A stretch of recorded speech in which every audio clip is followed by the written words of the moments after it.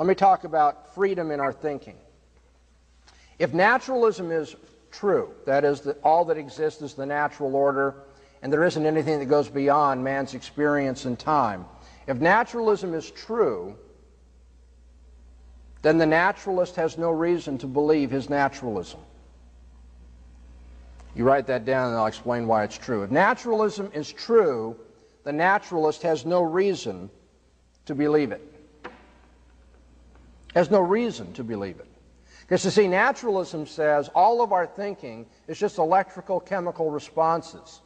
All of our thinking is subject to the laws of chemistry and physics,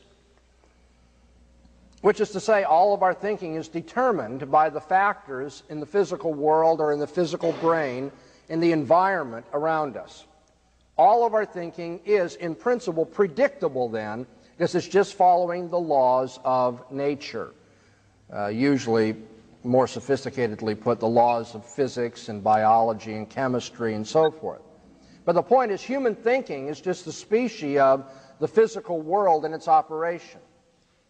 Human thinking is just, it's on the same order, but not the same level of sophistication as weeds growing. And so if naturalism is true, then the person who's propounding it is propounding it why? Because his or her brain has required them by the laws of physics and chemistry and biology to say this sort of thing. It's not as though they have the freedom and self-awareness to think about different theories, evaluate evidence, and make a choice as to which is right or wrong. They just have to say whatever they have to say. And that's why the irony is that a naturalist would promote naturalism and try to tell people it's true. You should believe that and not supernaturalism.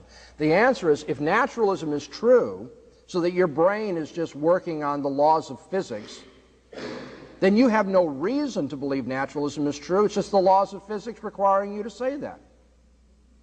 Which is just to say, if naturalism is true, there's no reason to say that naturalism is true.